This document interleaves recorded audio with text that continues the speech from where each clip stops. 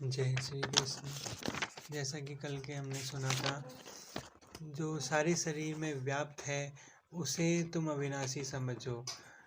उस अव्यय आत्मा को नष्ट करने में कोई भी समर्थ नहीं है।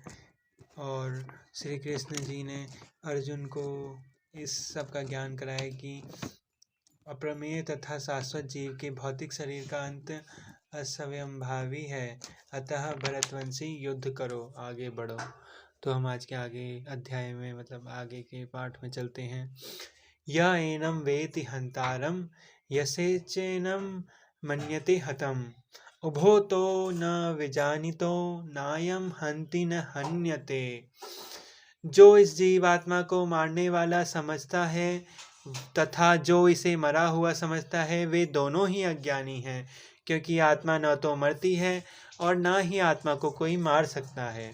तात्पर्य, जब देहधारी जीव को किसी घातक हथियार से आघात पहुंचाया जाता है तो यह समझ लेना चाहिए कि शरीर के भीतर का जीवात्मा नहीं मरी है।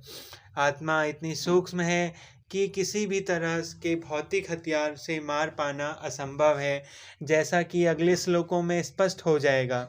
न ही जीवात्मा अपने आध्यात्मिक स्वरूप के कारण वध्य है, जिसे मारा जाता है या जिसे मरा हुआ समझा जाता है। वह केवल शरीर होता है, किंतु इसका तात्पर्य शरीर के वध को प्रोत्साहित करना नहीं है।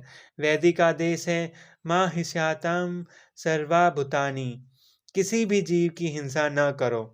न ही जीवात्मा अवध्य है का अर्थ यह है कि पशु हिंसा को प्रोत्साहन दिया जाए।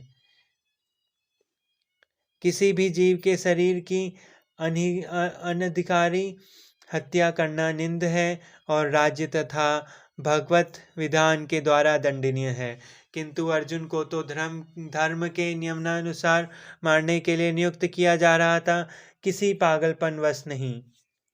जय श्री कृष्ण। न जायते म्रियते वा कदाचिन नायं भूत्वा भविता वा न भूयः अजो नित्यः शाश्वतयं पुराणो न हन्यन्ते हन्यमाने शरीरे। आत्मा के लिए किसी भी काल में न तो जन्म है न ही मृत्यु। वह न तो कभी जन्मी है न कभी जन्म लेती है और न कभी जन्म लेगी। वह जन्मा नित्य शाश्वत तथा पुरातन है। शरीर के मारे जाने पर वह नहीं मारा जाता है। तात्पर्य है कि गुणात्मक दृष्टि से परमात्मा का अणु अंश परम से अभिन्न है। वह शरीर की भांति विकार नहीं है। कभी कभी आत्मा को स्थायी या कूटस्थ कहा जाता है। शरीर में 6 प्रकार के रूपांतर होते हैं। वह माता के गर्भ से जन्म लेता है और कुछ काल तक रहता है, बढ़ता है, कुछ परिणाम उत्पन्न करता है, धीरे धीरे क्षणी होता है, शीर्ण होता है और अंत में समाप्त हो जाता है। किंतु आत्मा में ऐसे परिवर्तन नहीं होते। आत्मा अजन्मा है, किंतु चूंकि वह भौतिक शरीर धारण करता है, अतः शरीर जन्म लेता है। आत्मा न तो जन्म लेता है न मरता है। जिसका जन्म होता है उसकी मृत्यु भी होती है, और चूंकि आत्मा जन्म नहीं लेती, अतः उसका न तो भूत है, न वर्तमान है और न भविष्य।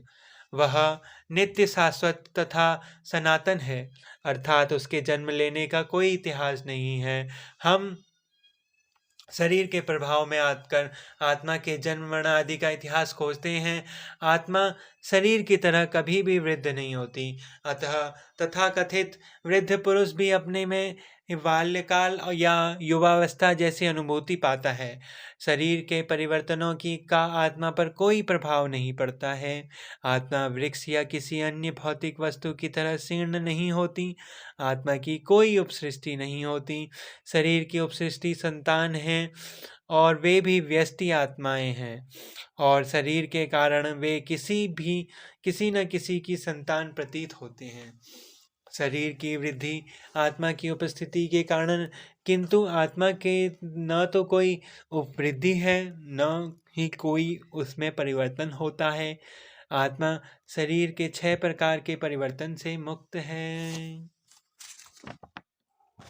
कठोपनिषद में इसी तरह का श्लोक आया है, न जायते म्रियते वा विपितायं कुतसिंचय बभूव कश्चित् अजो नित्यः शाश्वतयं पुराणो न हन्यते हन्यमाने शरीरे। इस श्लोक का अर्थ तथा तात्पर्य श्रीमद् भागवत गीता के श्लोक जैसा ही है, किंतु इस श्लोक में एक विशिष्ट शब्द का उपयोग किया है जो कि विस्तृत है, जिसका अर्थ क्या है कि विद्वान या ज्ञानमय।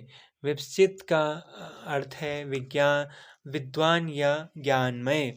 आत्मा ज्ञान से या चेतन से सदैव पूर्ण रहता है, अतः चेतना ही आत्मा का लक्षण है। यदि कोई हृदयस्थ आत्मा को नहीं खोजा पाता, तब भी वह आत्मा की उपस्थिति की चेतना की उपस्थिति से जान सकता है। कभी कभी हम बादलों या अन्य कारणों से आकाश में सूर्य नहीं देख पाते, किंतु सूर्य का प्रकाश सदैव विद्यमान रहता है, अतः हमें विश्वास हो जाता है कि यह दिन का समय है। प्रातःकाल ज्यों ही आकाश में थोड़ा सा सूर्य प्रकाश दिखता है तो हम समझ जाते हैं कि सूर्य आकाश में है।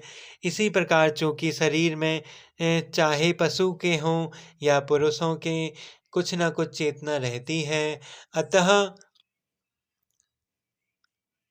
हम आत्मा की उपस्थिति को जान लेते हैं, किंतु जीव की यह चेतना परमेश्वर की चेतना से भिन्न है, क्योंकि परम चेतना तो सर्वज्ञ है, भूत वर्तमान तथा भविष्य के ज्ञान से पूर्ण। व्यष्टि जीव की चेतना विस्मरणशील है।